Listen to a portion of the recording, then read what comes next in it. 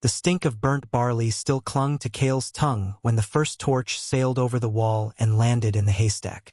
Sparks exploded like angry fireflies, and in their orange light he saw the soldiers, black iron helmets, red crests like fresh blood, kicking through the chicken coops with the boredom of men who had done this 100 times before. Cale's stomach cramped. Supper had been a crust of bread and guilt. He pressed flatter against the splintered fence, counting boots, counting heartbeats, counting the seconds until the soldiers found what they were looking for. They were hunting the ghost of rebellion, the masked warrior whose name was a whisper on every wanted poster curling from the tavern walls. The bounty was enough grain to feed a village for a year, enough coin to buy a lord's forgiveness. Cale had seen the sketch. A porcelain mask split by a single jagged crack, as though lightning had struck a face that was never meant to show pain. A scream rose from the square. Auntie Lyra, caught trying to hide her daughter beneath her skirts. The sound cracked open the night like an axe through ice. Cale flinched, but the flinch saved him. A soldier's blade whistled past the spot where his head had been. He rolled, dirt in his teeth, and scrabbled backward on all fours until his shoulder slammed against the granary door. Locked. Of course it was locked. Master Bren always locked it at dusk, muttering about thieves and lean winters. Yet the padlock hung open tonight, rusted hasp gleaming in firelight as though someone had prized it apart only moments earlier. From inside came a low, wet rasp, breath dragged through broken glass. Cale hesitated for half a heartbeat. Then he slipped through the crack, pulling the door shut behind him, and the darkness swallowed him whole. It took longer than it should have for his eyes to adjust, because the darkness inside was breathing. A shape knelt against the far wall, larger than any man Cale had ever seen, cloaked in shadow and the copper smell of spilled life. Moonlight speared through a knothole and found the stranger's mask.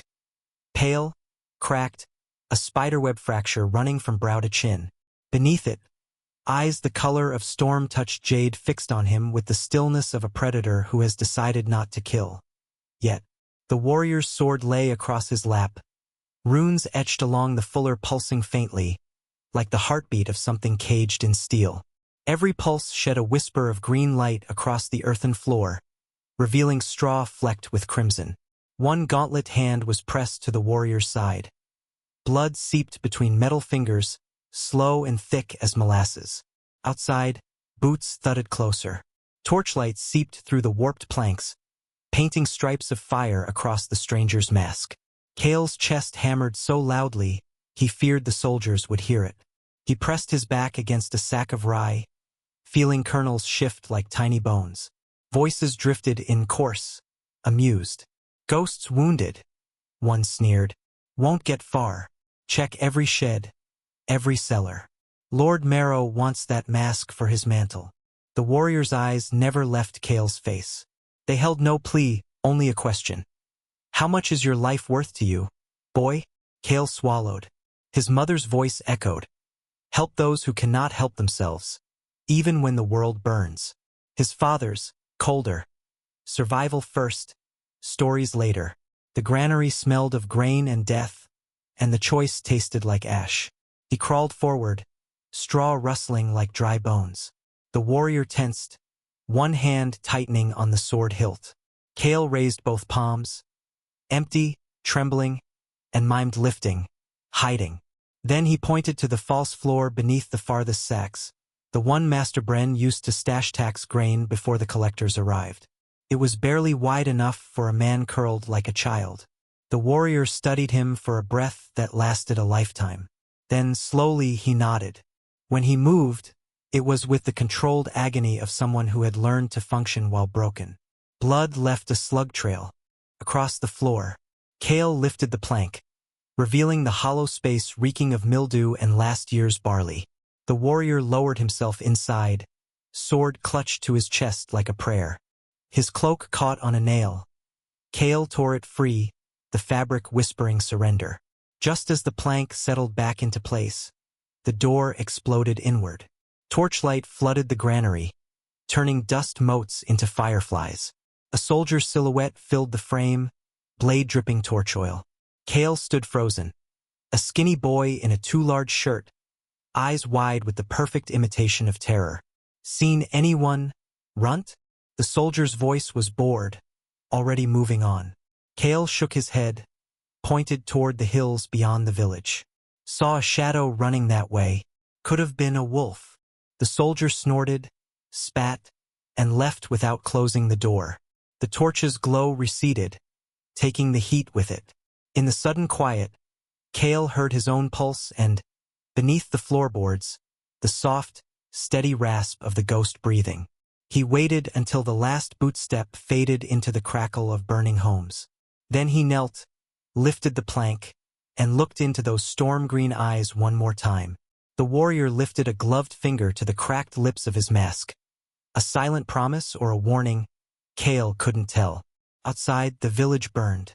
Inside, a boy and a legend shared the dark, and the sword kept humming like a lullaby for the dying.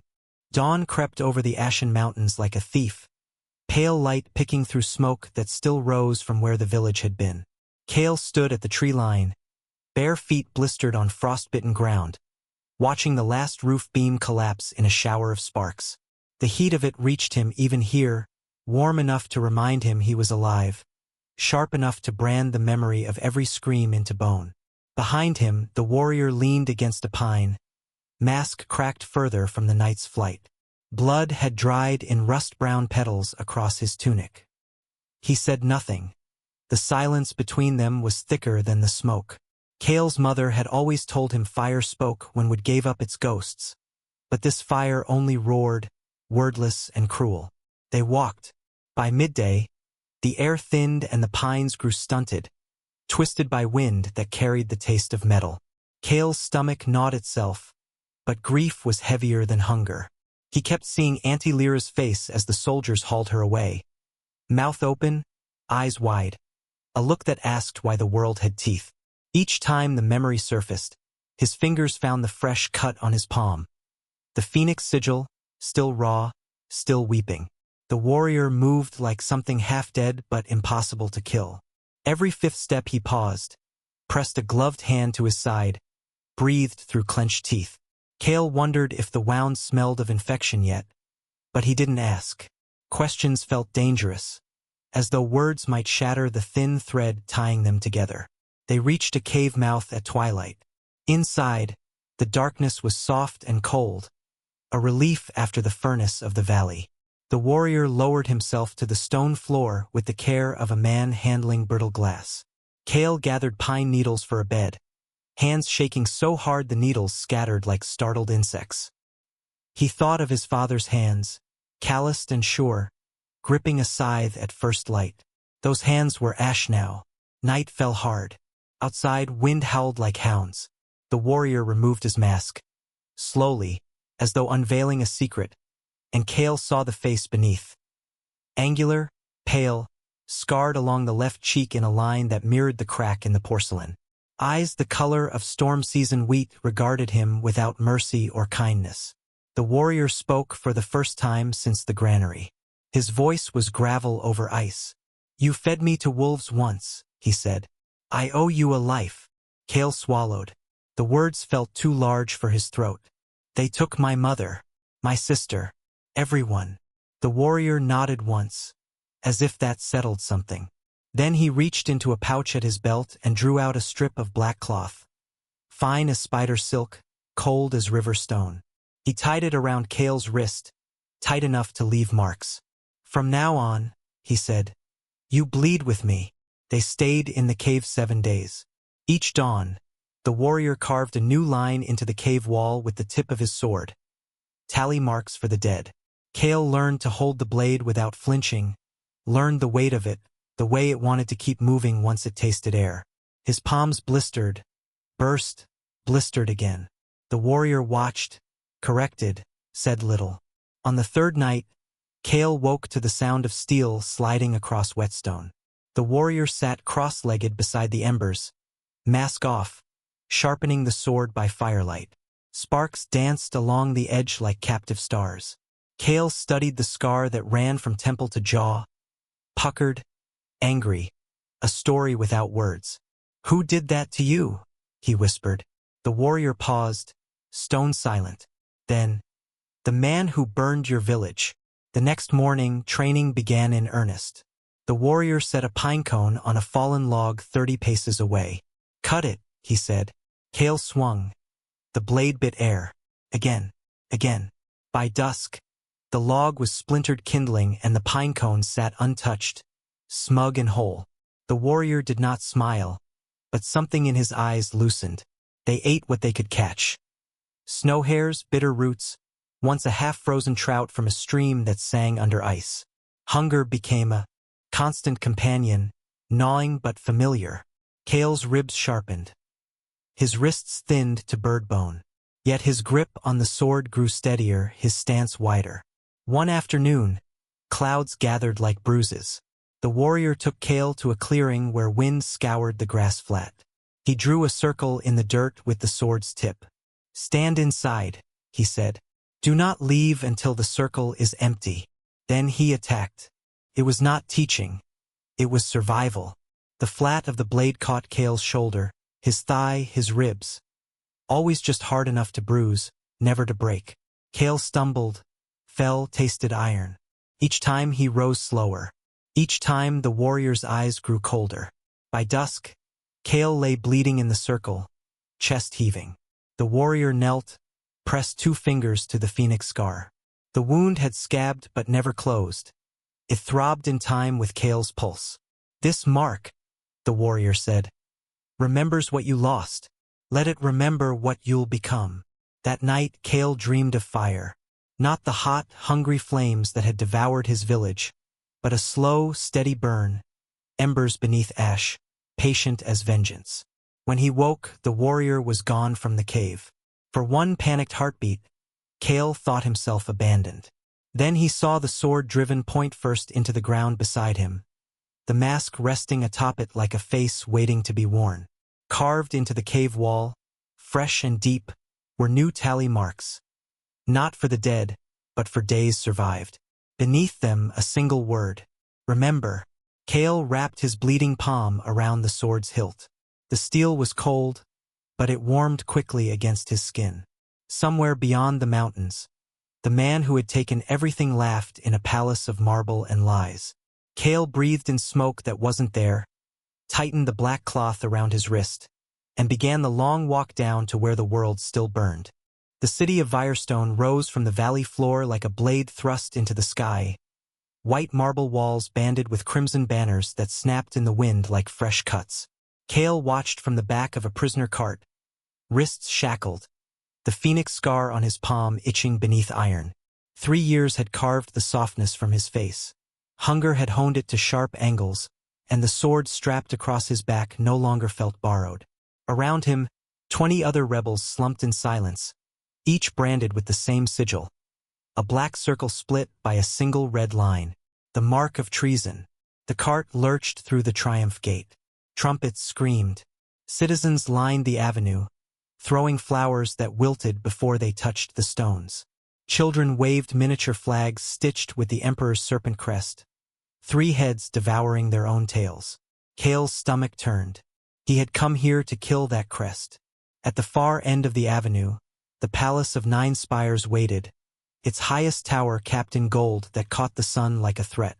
Between the spires, a balcony jutted outward, draped in crimson silk.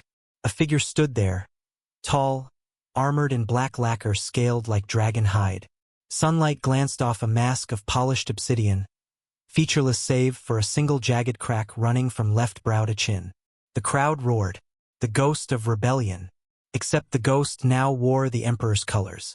Kale's breath snagged. 3 winters in the mountains, 3 summers in the resistance, and never once had he allowed himself to picture this moment. The warrior, his warrior, standing above the city like a god carved from shadow and debt. The mask had been repaired with silver wire that glinted each time the figure raised a gauntlet hand to salute the crowd. The cart rolled closer. Kale's chains rattled with the cart's rhythm, a mocking drumbeat.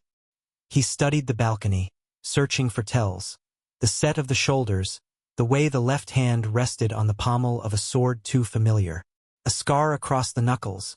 He remembered those knuckles pressing herbs into his split lip when he was 12. The memory hit like a fist. The cart stopped in the square before the palace steps. Imperial guards in crimson cloaks formed two lines, halberds angled like the teeth of a trap. A herald unrolled a parchment and began reading the charges in a voice that carried over the murmuring crowd. Conspiracy, sedition, regicide. Each word fell like a stone into still water. Cale barely heard. His gaze was locked on the balcony. The masked warrior stepped forward. A hush rippled outward. Even the herald faltered. The warrior raised a hand. Not in salute, but in a single subtle gesture. Two fingers tapped once against the breastplate, directly over the heart. Cale's pulse stuttered. The signal was old. From the cave. From nights when wind howled like wolves and the warrior taught him to listen for signs instead of words. 2 taps. Wait. Hope flared, reckless and bright. He crushed it down. Emperors did not keep promises. They collected them like trophies. The herald finished.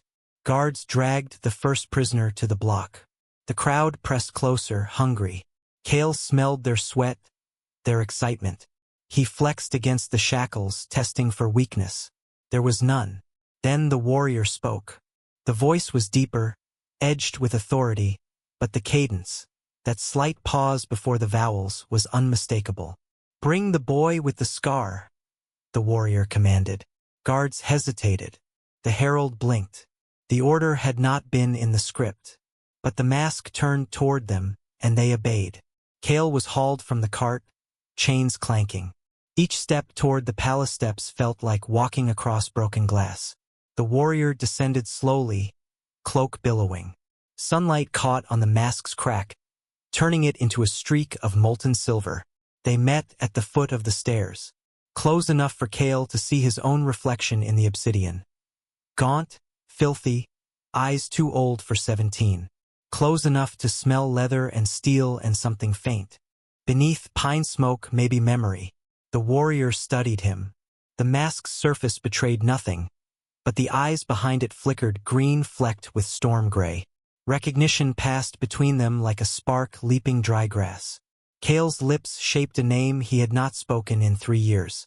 The warrior's left hand rose, palm out, silencing him before sound could form.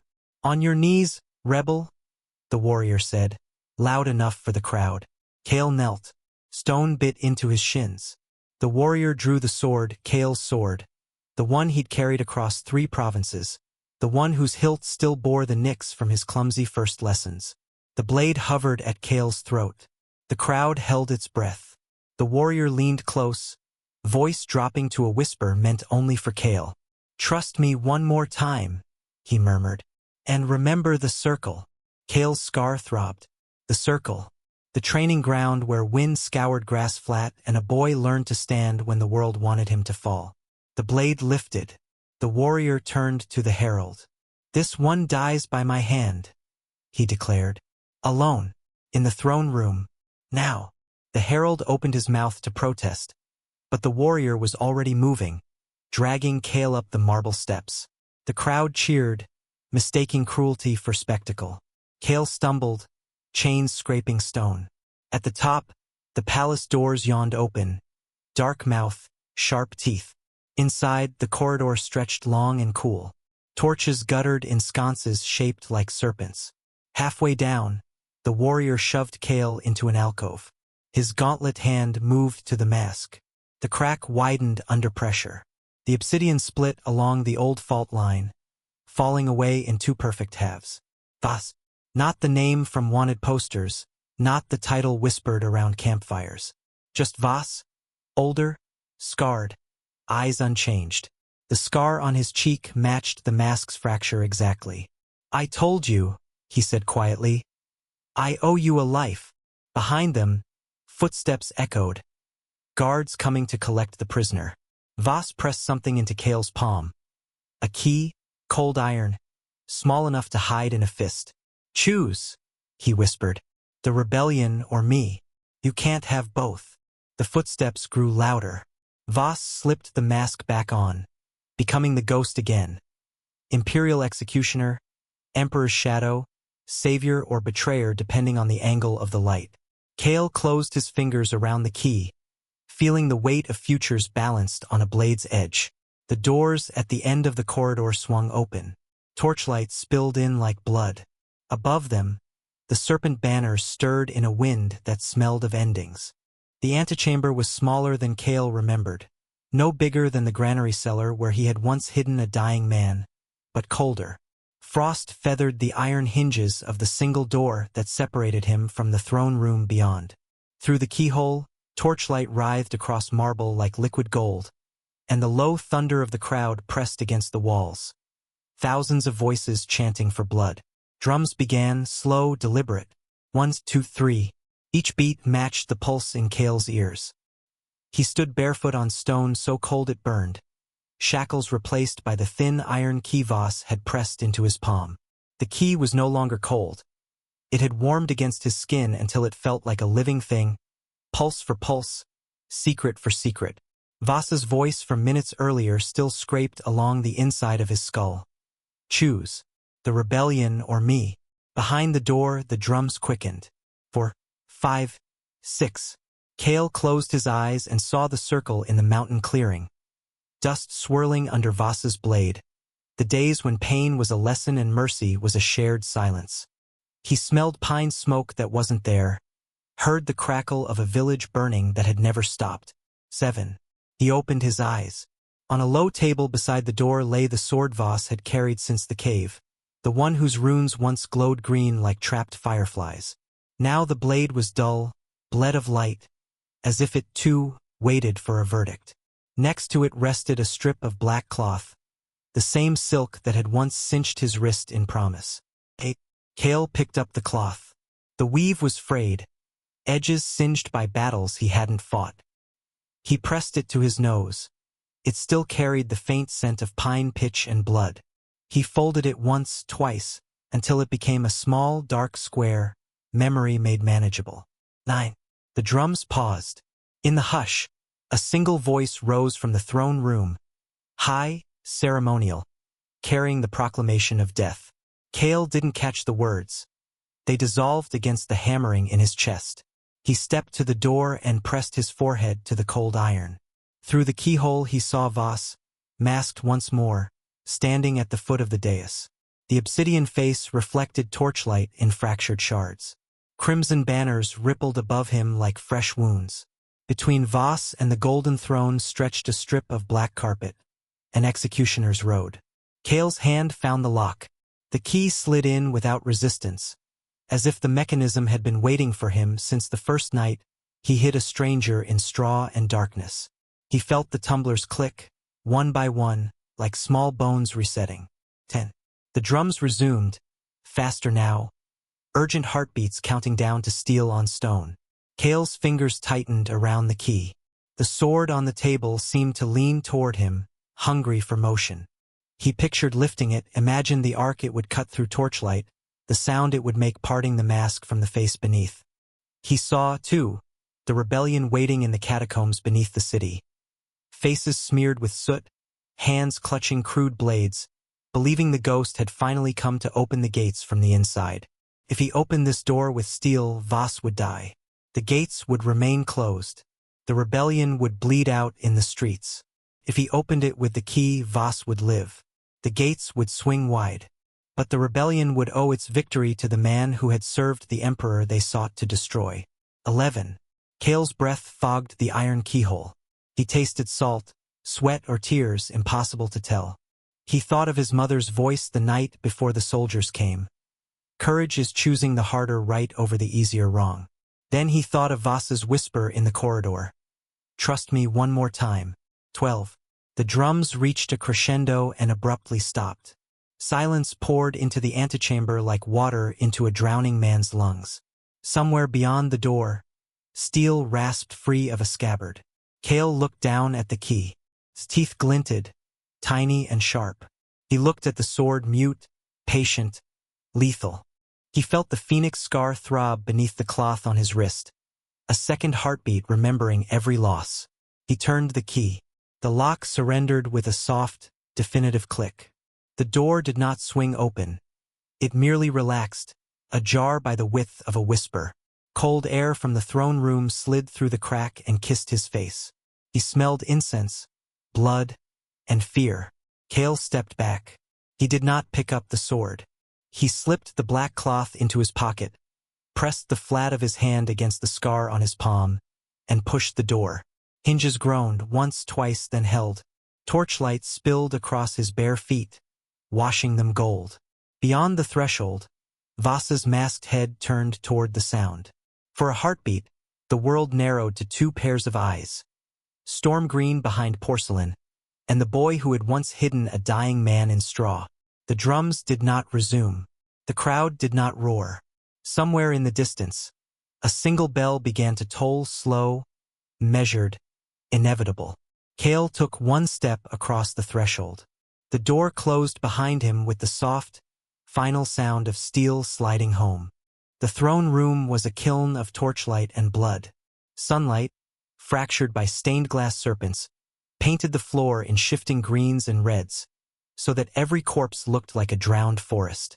Kale stepped over broken halberds and shattered masks, boots slipping on marble slick with someone else's last heartbeat. The emperor lay face down 3 paces from the dais, gold circlet dented into his skull like a crown of thorns.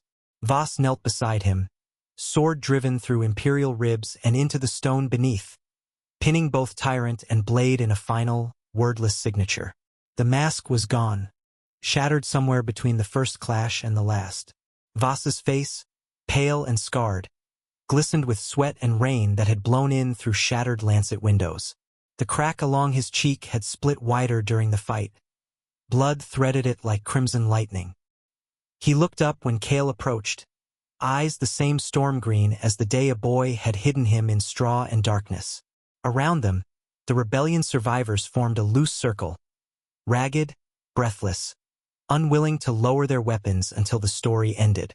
Outside, the great bells of Firestone tolled once, twice, then fell silent, as though the city itself had run out of sound. Kale dropped to one knee. The phoenix scar on his palm burned against the pommel of the sword he had carried since the cave. Voss's breathing was shallow, each exhale a small cloud in the sudden cold. Blood soaked through the black gambeson, darker than fabric, darker than night. "Don't speak," Kale whispered. Voss smiled without teeth. "No need." He lifted a trembling hand, the same hand that had once tied a strip of silk around a boy's wrist, and pressed 2 fingers to Kale's scar. The touch was feather-light and final. Behind them, a child's cry rose above the hush, thin, terrified, alive. One of the palace pages, no older than Kale, had been the night the village burned. The boy stumbled through the doorway, soot-streaked, clutching a torn banner. Imperial guards lay dead at his feet. The serpent crest on the banner dripped scarlet where a spear had torn it. Kale turned. The child's eyes were wide, fixed on the emperor's corpse, then on Voss, then on Kale. The circle of rebels parted instinctively, clearing a path. The boy's bare feet left small, bloody prints on marble. Voss's fingers tightened once around Kale's wrist. An anchor, a question, a bequest. His lips moved. No sound came, but Kale read the shape. "Take him." Kale stood. The sword slid free of the emperor with a wet rasp. He wiped the blade across his sleeve, then sheathed it at his back. The child flinched when Kale approached, but did not run. "What's your name?" Kale asked. The boy swallowed.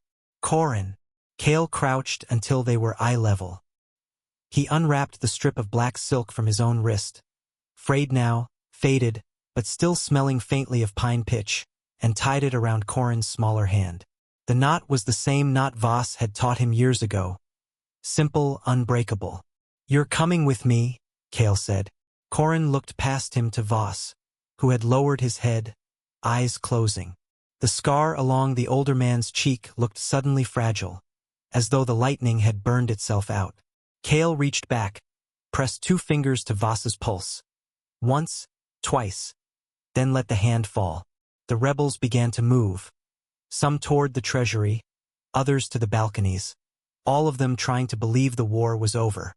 Kale stayed kneeling. He lifted the cracked obsidian mask from where it had fallen beside the throne. One piece was missing, lost in the fight, perhaps, so the lightning fracture now ended in jagged emptiness.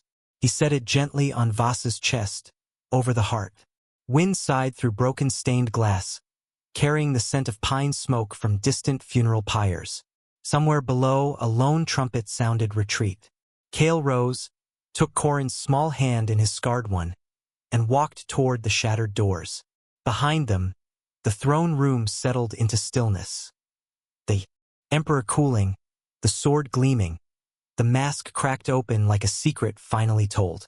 Sunlight shifted, and the serpent banners on the walls lost their color, turning the same ash-gray as the village Kale had once watched burn. At the threshold, Kale paused. He looked back once. Not at the dead, but at the living boy beside him. Corin's fingers tightened around the black silk. In his eyes, Kale saw the reflection of a future not yet written. They stepped into the corridor. Somewhere far below, a bell began to ring. Not the imperial bronze, but the old village iron, salvaged and hung from the palace gates. Each toll was steady, patient, the heartbeat of something beginning. Kale breathed in pine smoke that was no longer memory but promise. Hand in hand, they walked toward it, two phoenix ashes rising from the same fire, carrying the same scar. Behind them, the throne room dimmed. The crack in the mask widened, a thin line of light slipping through, first pale, then gold, until the obsidian split entirely and fell away, leaving only the memory of a lightning strike. The war was over. The story had just begun.